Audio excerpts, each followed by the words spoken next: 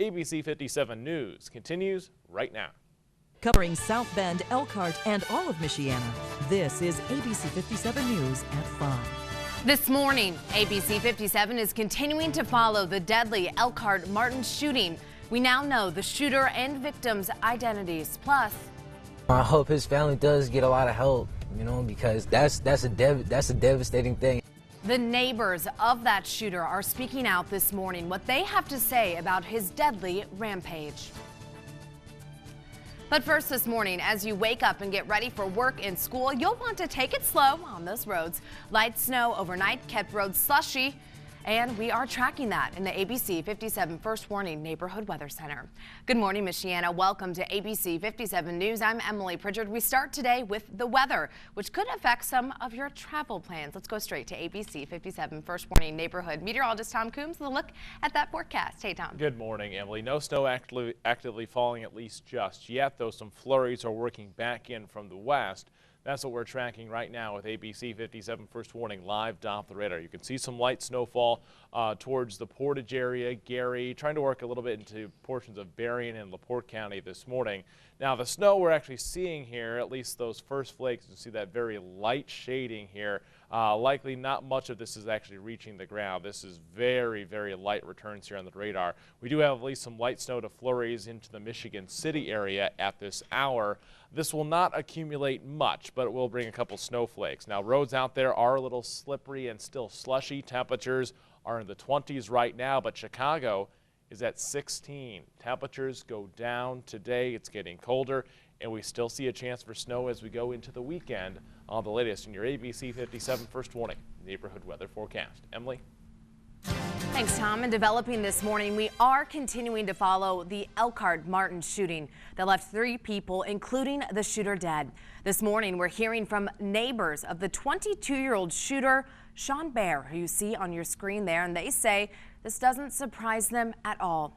This morning, ABC 57 has team coverage again, including ABC 57's Eric Stelzer. But we start with Eric Cox, who spoke to those neighbors overnight. Hey, Eric. Good morning, Emily. Well, overnight as well as going into this morning, I've spoken to several people who live here close to the home where the Martin supermarket shooter Sean Bear called home. Now, although many of them didn't want to speak to me on camera or allow me to show their homes on TV in order to protect their families, I've learned they all have the same feeling about the shooting. Surprise. They say 22-year-old Sean Bear didn't seem like the type of person to do something like go to a grocery store and shoot people. Neighbors tell me that whenever they saw him, he was quiet and mostly to himself. In fact, one young man told me he'll never be the same after hearing news about his neighbor. I don't know. It's like a changing event, Like, I never thought that I lived next to somebody who killed somebody, And although he came off as a quiet person to his neighbors, Bear's Facebook seemed to showcase otherwise. Now, it's been taken down since his death on Wednesday, but before then, Emily, if you were to take a look on his account, you would have found pictures of people bleeding and even famous serial killers like Ted Bundy. Live in Elkhart, Eric Cox, ABC 57 News. Thank you, Eric. And we are all faced with the errand of going to the grocery store. That's why this shooting is so horrific. Inside those aisles, we're often on a time crunch, rushing in and out. But Wednesday night's shooting came down to real numbers, seconds and minutes that ended 2 victims' lives and saved many others. Store closed is etched on Martin's supermarket, but on Wednesday night, about 15 people found themselves inside the same store. 22-year-old Sean Bear walked in. The suspect, who's deceased, Sean Walter Bear, entered the store at approximately 9:30 p.m. For about a half hour, he walked around the aisles, police say texting or talking on the phone. At approximately 10:05 p.m., things started to change. Bear killed 20-year-old store stalker Crystal Dykes. 10:06. Bear fires at another female Martin's employee, misses, and luckily she was able to escape. Mr. Bear walked to the west end of the store, and that's when he saw his next victim. 10:07. He comes face to face with his second victim, 44-year-old Rochelle Gottfried, who was just running errands in the final minutes of her life. He shot her several times. At that same time, 2 minutes after Bear first fired his .40 caliber semi-automatic handgun, police were called. And at 10:08, As they rushed to the scene, Baer encountered one of the last people left inside the supermarket, a manager who was held hostage. He asked him to go to his knees. You could see the manager there in a praying position. By 10:10, help arrived. And the suspect is able to pick up through his peripheral vision the two officers coming in the store. The manager escapes. The officers come within 10 to 15 feet of Baer, firing 7 to 10 shots at the suspect, killing him, closing the store for an investigation into what led Baer through these doors in the first place. Investigation does continue this morning. Now, there is a vigil planned for the two victims in the Elkhart shooting. A candlelight vigil will be held at the same Martins this Saturday at 8 o'clock. Now, that's on East Bristol Street in Elkhart. The public, of course, is welcome to attend. And continuing our developing coverage, we know that within minutes of that 911 call, Elkhart City police officers responded. ABC 57's Eric Seltzer spoke with police this morning. And Eric, what new information can you tell us? Emily, good morning. Well, right now we're still waiting on the names of those Elkhart City police officers involved in this shooting, but we do know that they respond to that initial 911 call within several minutes. Now, we talked to police officers here this morning, and they say it's possible names will be released later today. According to the officers here, they were on another unrelated call about 10 minutes down the street. That's when the call about a man entering the Martins on Bristol Street and opening fire came in. The shooter, 22-year-old Sean Baer, killed two people. Officers were able to shoot and kill him before he killed a store manager who was on his knees, on his hands in the prayer position. We did some checking this morning, and this is not the first Elkhart police involved shooting in recent memory. They dealt with another one similar to this just 2 months ago after a high-speed police chase. A man in that case was also shot and killed by police. I also talked to police officers about typical protocol after any type of officer-involved shooting. They say typically that officers are put on paid leave after something like this. We'll hear directly from the officer here at the police department coming up in less than 30 minutes. Reporting live to the Elkhart City Police Department, Eric Stelzer, ABC 57 News. And ABC 57 is learning more about those victims of Wednesday's deadly shooting at Martins. People are already paying tribute to both 20-year-old Crystal Dykes and 44-year-old Rochelle Gottfried. ABC 57's Rachel Brown has more for us this morning. Emotional Martins employee left candles. Other people have come by leaving flowers. They say they all felt compelled to come and pay their respects to the victims and the families affected by this senseless tragedy. Yellow tape still stretches across the parking lot of the Martins on Bristol Street in Elkhart, now accompanied by a sign that reads, "Join us in prayer and remembrance," all to honor victims Rochelle Gottfried and Crystal Dykes, who were gunned down inside this store Wednesday night. Friends of Crystal say this loss is heartbreaking. Crystal was a really good girl. She was very nice, very kind in high school, and she got along with everybody. She was very popular. Everybody loved her. Crystal was stocking the shelves when the shooter opened fire. She died on the scene. Now candles lie near the entrance of the supermarket. One store employee who got off work at 6 last night described how difficult the last 24 hours have been. It's so surreal, to know. I was just at work yesterday and everything was normal. Friends of Crystal Dykes are also hoping to put together a charity basketball game at Elkhart Central High School to help raise money for the family during this incredibly difficult time. In Elkhart, Rachel Brown, ABC 57 News. And Martin's CEO Robert Battelle spoke with ABC 57 about that deadly shooting in one of his stores. In a statement, he praised first responders for their courage and ability to ensure the safety of others in the area. Battelle also said the company would find answers. In our 67 years, we've not faced something like this. We will do everything that we can over the coming days on behalf of the folks that count on us. We'll face our losses together, and we will find answers over time. Now, Martins is providing counseling to all employees that want it free of charge. And Elkhart Mayor Dick Moore reacted to that shooting at the Indiana State Police press conference. He says a shock was sent through Michiana Wednesday night. Obviously, we have witnessed, had happened, a senseless and tragic act of violence that has taken the lives of 3 people and sent a shock through our entire community. Now, lawmakers like Indiana Governor Mike Pence made formal statements calling Elkhart's police department courageous.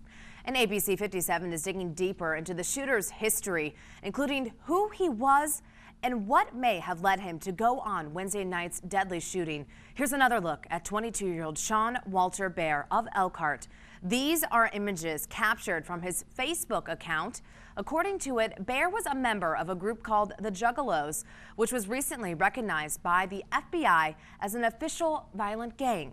Now, ABC 57 spoke with a psychiatrist about Bear's Facebook page. They say there are clear signs of mental health issues. According to court orders on Bear's previous criminal record, we do know he was asked to seek help at Oaklawn Psychiatric Center in Goshen. Another psychiatrist says just because of Bear's likes on Facebook, including the controversial band Insane Clown Posse, that does not mean he's a violent criminal. I don't think all the people who listen to them or watch them are necessarily going to act on them. Now, it's also important to note that Dr. Gonzaga there never treated Sean Bear. ABC 57 asked him to give his expert opinion on the facts presented to us. And ABC 57 News has had live coverage around the clock since the story broke during our 10 o'clock newscast Wednesday night. We will continue to dig into what led to the shooting at Martin's Bristol Street store. You can stay informed, as always, on our website, abc57.com, as well as Facebook, Twitter, and don't forget the ABC 57 app.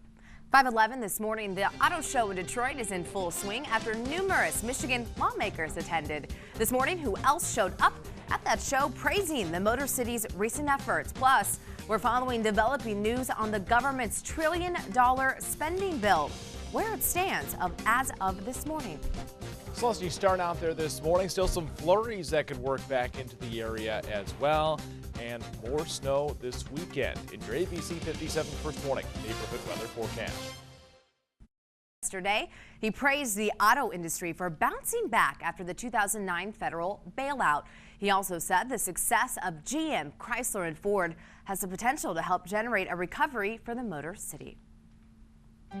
What do you know? Just walking around the auto show and maybe, you'll bump into the vice president. Yeah, it's a place for big wigs, especially for American cars. Yeah. The legend of American cars. Didn't say there if he took a, drive in any of them or got to sit in one maybe. Pose for a picture too.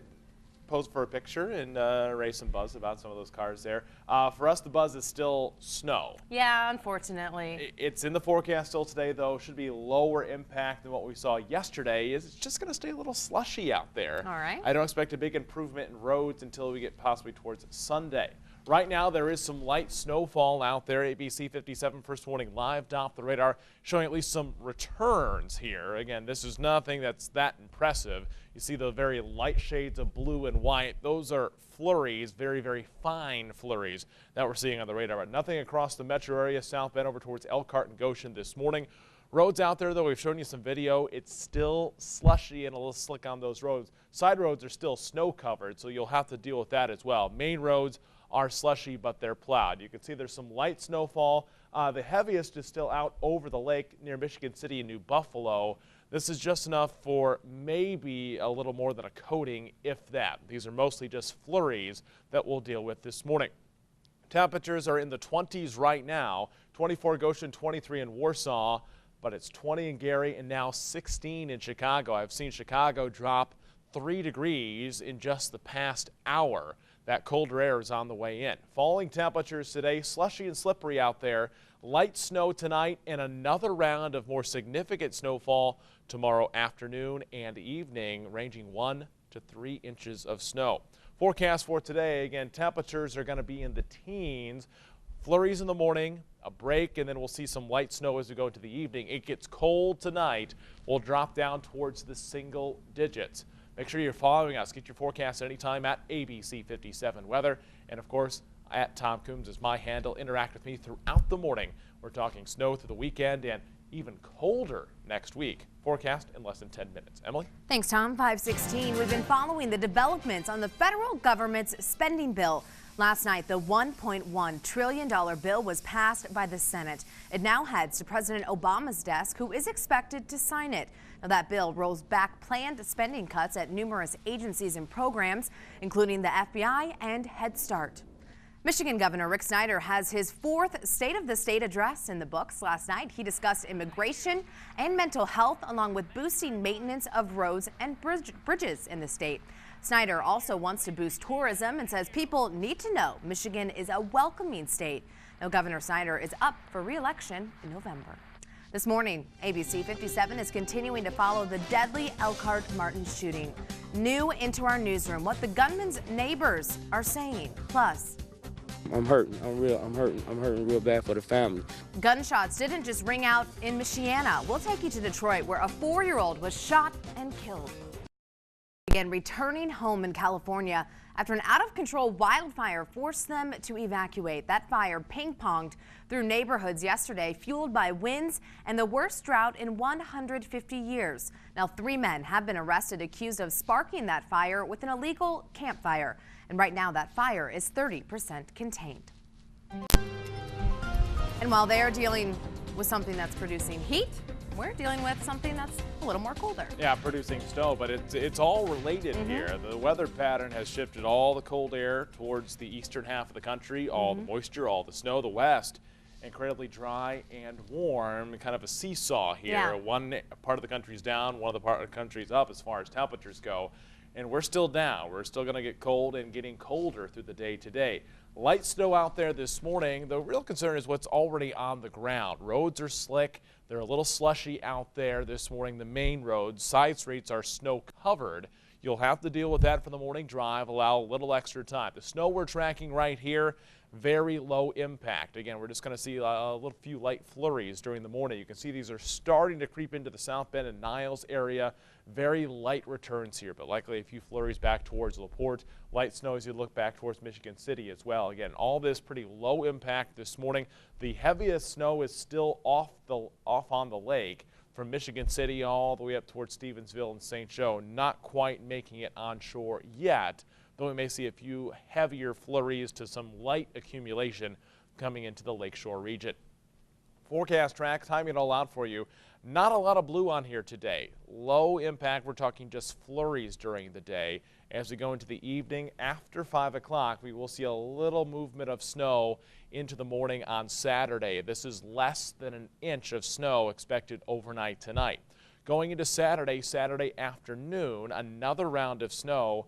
This dives through. Right now, forecast track has it situated more towards our south and west, but we'll be impacted by some of this pretty quickly as we go into Saturday evening. But this could bring us a quick 1 to 3 inches to the area. And then as we go into Sunday, the pattern finally begins to break. We actually see a release of some of that snow and that pattern and breaks up as we go into Sunday and early Monday. Temperatures this morning are still in the 20s thanks to those clouds, but look at Chicago, 16 degrees. That cold air is on the doorstep, and that works in today. We'll see falling temperatures that hold in the teens most of the afternoon and then gets much colder tonight. The wind is out of the west. It's starting to pick back up around 5 to 10 miles per hour. That makes it feel like the teens already when you factor in the wind chill. Forecast for today, just some flurries, a high or really afternoon temperature, not a high, of 18. We'll stay moderate on threat tracker. It's getting colder and roads are still going to be a little slick and slushy out there. Less than an inch tonight, a low of 12, and then for tomorrow, 1 to 3 inches. That snow arrives in the afternoon and evening, a high of 20 on Saturday. Your ABC 57 first warning 7-day forecast. The break comes on Sunday, 28, 20 on Monday, snow late, Martin Luther King Jr. Day, and then we see more snow Tuesday, Wednesday, Thursday. The change here in the 7-day forecast, it looks even colder for a longer period of time now next week. We'll be in the teens Tuesday through Thursday with a little warm up into the 20s next Friday and Saturday. But we're going to see a chance for at least some light snow through most of next week. Emily? Thanks, Tom. 5:23, a semi-truck flipped over on the Indiana Toll Road last night. That happened around 8:30 at mile marker 86 near the Mishawaka exit. You're looking at that on the map there. State police and medics were both called to the scene. ABC 57 was told no one was hurt in that accident. Traffic, though, was backed up at times for a couple of miles. And developing this morning out of Detroit, police say a 4-year-old was shot and killed by his 4-year-old cousin. They say she pulled out a gun from underneath a bed at that home. The children were playing with a 5-year-old in the room when that shooting happened. And we have learned there was an adult in the home at the time. Every time I used to be with them, they was always laughing. The little boy always had a smile on his face, I can tell you that. I mean, it can happen to anybody child if they don't put the guns up or lock it up. Now, right now, police aren't sure where that adult was in relation to the children. Late last night, officers searched nearby garage bins for any clues in that investigation. Well, they've had an undefeated season so far, but could the Notre Dame women's basketball team keep that alive? Coming up, a look at last night's game, including the top playmakers for the Irish.